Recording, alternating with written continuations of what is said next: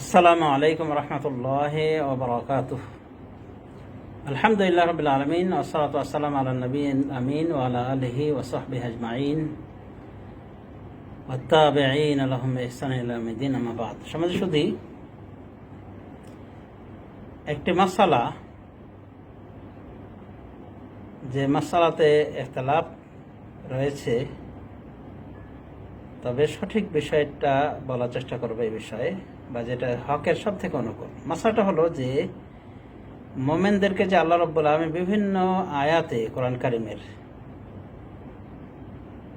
জান্নাতে হুর দান করবেন মর্মে উল্লেখ করেছেন।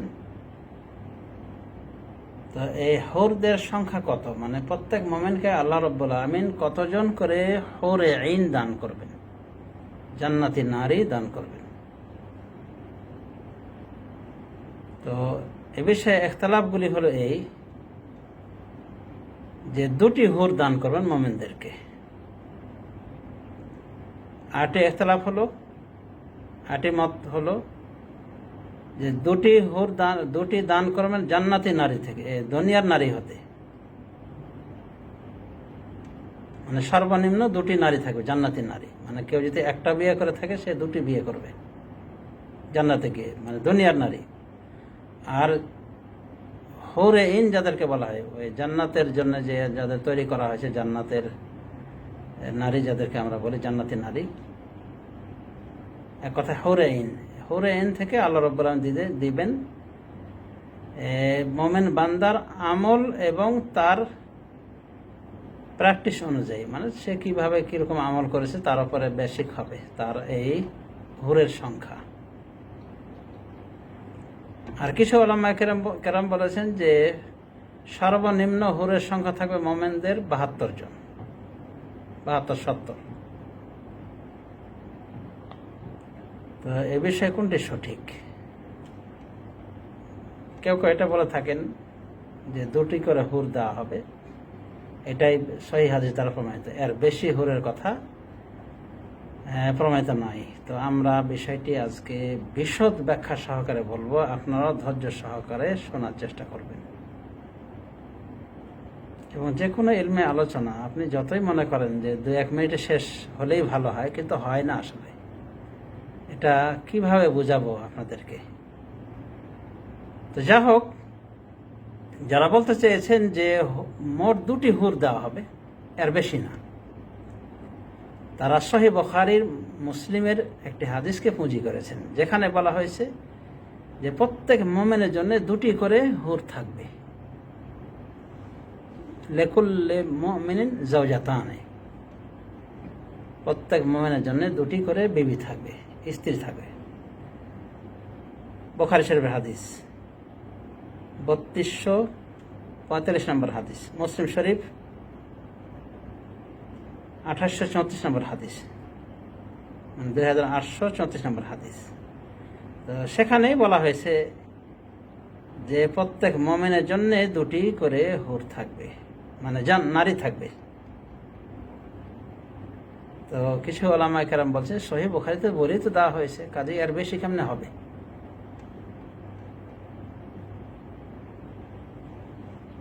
তো এই বিষয়টিতে সঠিক ফায়সালা কি বা তুলনামূলক হকের অনুকূল কি, সেটাই আজকে বলবো ইনশাআল্লাহ। সমাজে শুধু দুটি নারী দেওয়া হবে সর্বনিম্ন, এটা উলামায়ে কেরামদের একটা অংশ বলেছেন যে এটা সর্বনিম্ন দুটির নারী দেওয়া হবে, এর নিচে নাই। এখানে ইখতিলাফ যে দুটি নারী জান্নাতি ওই হুরদের মধ্য থেকে না ওই দুনিয়ার নারীদের থেকে।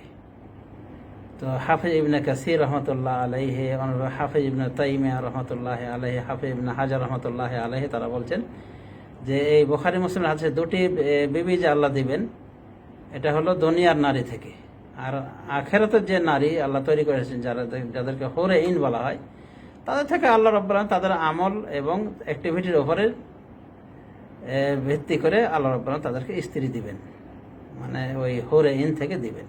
এর সংখ্যা আল্লাহ রাব্বুল আলামিন কত দিবেন এই বিষয়টা তারা এখানে ফারিয়ে বলছেন না, তবে বলছেন যে দুটা পাবে এই দুনিয়ার হুর থেকে, দুনিয়ার নারী থেকে, আর বাকিগুলি আল্লাহ রাব্বুল আলামিন দেবেন তাদের অ্যাক্টিভিটির উপরে। তো এদিকে বেশ কিছু ওলামায়ে কেরাম গিয়েছেন এবং বলা যায় যে এই সমস্ত মহামতি ওলামায়ে কেরাম এদিকে যাওয়ার পক্ষে, যে অসংখ্য হুর দেওয়া হবে। আল্লামা ইবনুল কাইয়্যিমও বলেছেন কোনো সংখ্যা ছাড়াই মানে আল্লাহ রাব্বুল আলামিন হুর দিবেন। তো এই কথাগুলির ভিতরে আমরা বলতে পারি যে এই কথাটা বেশি হকের অনুকূল, যে সর্বনিম্ন দুটো তো থাকবেই। একজন নিম্ন মানের জান্নাতবাসীরও এই দুটা হুর থাকবে, দুটা নারী থাকবে, সেটা দুনিয়ার নারী হোক বা আখিরাতের নারী। আখিরাতের নারী সম্পর্কে কিছু বর্ণনা এসে গিয়েছে যে ওই দুটা নারীও বিবাহ হবে কি হুরে আইন থেকে। তো যা হোক, এটাকে ওলামায়ে কেরাম বলছেন যে সর্বনিম্ন এর নিচে কোনো হুর থাকবে না, হুরের সংখ্যা থাকবে না। আর ঊর্ধ্বের সংখ্যাটা বিভিন্ন মোমেনদের কর্মের উপর নির্ভর করে হবে, এবং এটাই সঠিক বলা যায় আকরাবের হক। যেমন শহীদদের সম্পর্কে তিরমিজি শরীফ হাদিসে এসেছে রাসূলুল্লাহ সাল্লাল্লাহু আলাইহি ওয়াসাল্লাম শহীদের ফজিলত বলতে গিয়ে বলেছেন ওয়ায়ুযাওয়াজু মিন সিনতাইন ওয়া সাবঈনা মিনাল হুরিল আইন, এবং তার বিবাহ দেওয়া হবে, তাকে বিবাহ দেওয়া হবে ৭২ জন হুরের সাথে। অন্য বর্ণনায় ৭০ জন বলা হয়েছে। তাহলে শহীদের ক্ষেত্রে এই হাদিসটাকে বিশুদ্ধ বলছেন আল্লামা নাসির আলবানী রাহমাতুল্লাহ আলাইহি সহ অনেকে। তো এই হাদিস থেকে আমরা জানলাম যে শহীদদেরকে আল্লাহ রাব্বুল আলামিন ৭২টা হুর দিবেন। আলহামদুলিল্লাহ, শহীদ সম্পর্কে জানতে পারলাম। আবার আরও বিভিন্ন শ্রেণীর মুমিন আছে যারা অনেক উন্নত মানের আমলকারী, তাদের অনেকে ১০০ জন নারীর সাথে মিলিত হবে একদিনে ১০০ নারীর সাথে, মানে জান্নাতি নারীর সাথে মেলামেশা করবে, কুমারী নারীর সাথে। মর্ম সহিহ হাদিস পাওয়া যায়। তাহলে দুটা মোট হুর থাকবে, মানে জান্নাতি হুর মাত্র দুটা পাওয়া যাবে। এ কথাটা এইভাবে বলা সঠিক নয়, কারণ এগুলো তো হাদিস। ইমাম জিয়া মাকদিসি উল্লেখ করেছেন, অনুভাবে ইমাম তাবরানি উল্লেখ করেছেন তার আল মুআজাম আস-সাগীরে, আলবানী রাহমাতুল্লাহ আলাইহি তিনিও তার সিলসিলা সহিহ উল্লেখ করেছেন, এবং এই রেফারেন্সগুলি দিয়ে উনি বলেছেন, হাদিসটি পেশ করেছেন। হাদিসটি কি? রাসূলুল্লাহ সাল্লাল্লাহু আলাইহি ওয়াসাল্লামকে জিজ্ঞাসা করা হয়েছিল যে ইয়া রাসূলুল্লাহ, আমরা কি আমাদের স্ত্রীদের নিকটে পৌঁছতে পারবো? আনাসালু ইলা আজওয়াজিনা, আমরা কি আমাদের স্ত্রীদের নিকটে আমরা পৌঁছতে পারবো, তাদের সাথে মেলামেশা করতে পারবো? তখন রাসূলুল্লাহ সাল্লাল্লাহু আলাইহি ওয়াসাল্লাম বলেছিলেন যে ইন্নাল মুমিনা লা ইয়াসিলু ফিল ইয়াউমি ইলা মিআতি আযরা, নিশ্চয় একজন মুমিন ১০০ জন কুমারীর নিকটে আসবে, মানে মিলিত হবে, মানে ১০০ জন কুমারী নারীর সাথে সহবাস করবে। আগেই বলেছি হাদিসটি কে ইমাম তাবরানি উল্লেখ করেছেন।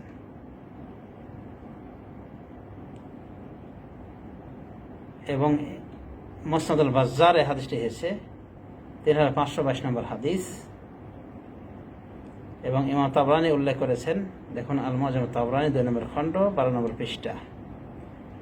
এবং শেখ আলবানী উল্লেখ করেছেন জিয়া মাকদিসের অভিমত, যে জিয়া মাকদিসি হাদিসটিকে উল্লেখ করেছেন, একজন বড় মুহাদ্দিস সিফাতুল জান্নাহ নামক কিতাবে জিয়া মাকদিসি হাদিসটিকে উল্লেখ করেছেন, এবং তিনি বলেছেন আলা শারতি সহিহ, হাদিসটি সহির শর্ত অনুযায়ী, মানে সহিহ বুখারী বা মুসলিমের শর্ত অনুযায়ী উন্নীত হয়েছে।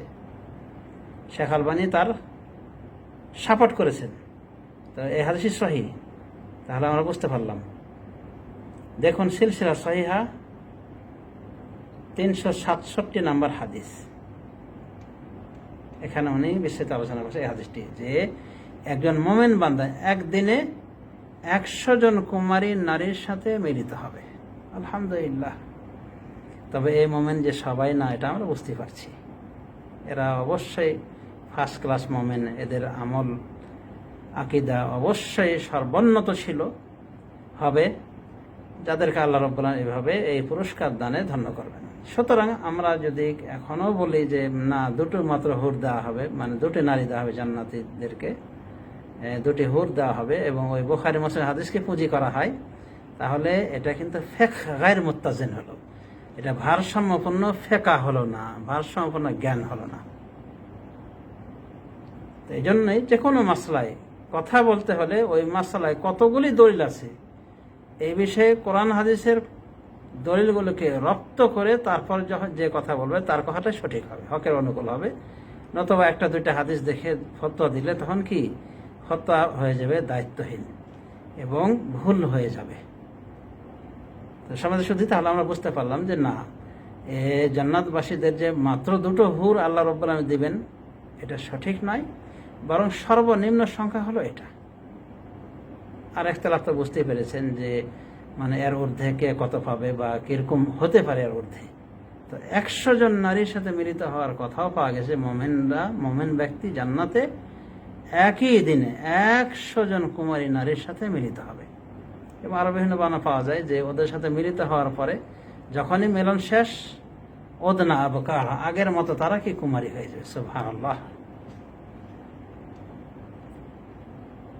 সুবহানাল্লাহ ওয়া বিহামদিহি, সুবহানাল্লাহিল আযীম।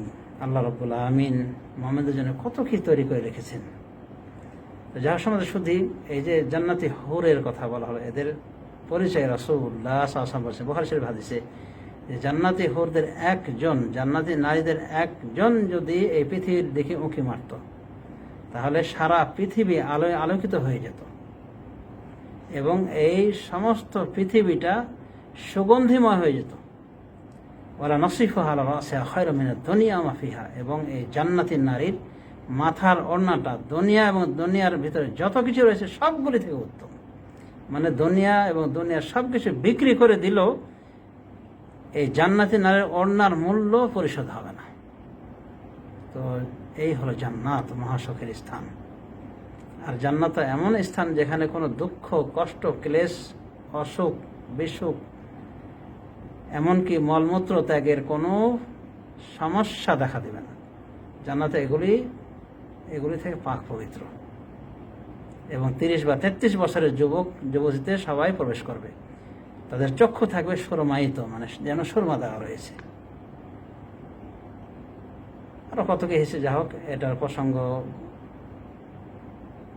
ইনশাআল্লাহ এই বিষয়ে অন্য সময় আলোচনা করা হবে। তো যা হোক, সামনে শুধুই আমরা আজকের আলোচনায় বুঝতে পারলাম, না দীর্ঘ আলোচনায়, যে মোমেনদেরকে আল্লাহ রাব্বুল আলামিন বিভিন্ন সংখ্যায় হরে ইন দান করবেন। আর একখানা হাদিস বলা ছুটে গিয়েছে, সেটা হলো যে যারা নিজেদের ক্রোধকে দমন করে ফেলে, হচ্ছে ক্রোধটা বাস্তবায়ন করতে পারতো, অত যার উপরে ক্রোধ করে সে মিসকিন, তার উপরে তার ক্রোধ বাস্তবায়ন করার কোনো ব্যাপারই না। মান কাযামা গায়জান ওয়া কাদিরুন আলা ইউনাফিযাহু খায়রাহুল্লাহু ফিল হুরিল আইন ইউযাওয়িজুহু মা শা, আও কামা ক্বালা নবী সাল্লাল্লাহু আলাইহি ওয়াসাল্লাম। নবী সাল্লাল্লাহু আলাইহি ওয়াসাল্লাম বলেন, যে ব্যক্তি ক্রোধকে হজম করে নেয়, অথচ ক্রোধকে বাস্তবায়ন করার তার ক্ষমতা রয়েছে, এরপরে সে ক্রোধকে হজম করে নেয়, মানে থেমে নেয়, আল্লাহ রাব্বুল আলামিন কিয়ামতের মাঠে সবার সামনে তাকে এখতিয়ার দেবেন যে কত হুর তুমি বিয়ে করতে চাও, আল্লাহ বিয়ে দিয়ে দেবেন। এখান থেকেও প্রমাণ, সহিহ জামের গ্রন্থ হাদিস, এবং হাদিসটি বিশুদ্ধ। তো এখানেও বলা হয়েছে যে যে ব্যক্তি ক্রোধ দমন করবে, আল্লাহ তার ইচ্ছা অনুযায়ী হুরদের সাথে বিয়ে দেবেন। তো ইচ্ছা তার, এখানে দুইজন কথা বলা হয়নি, ইচ্ছা তো হতে পারে তারপর ওই 10টা, 20টা, 30, 40, 70, 80, 90, 100। তো এখান থেকেও আমরা হুরদের আনলিমিটেড সংখ্যার একটা প্রমাণ পাই।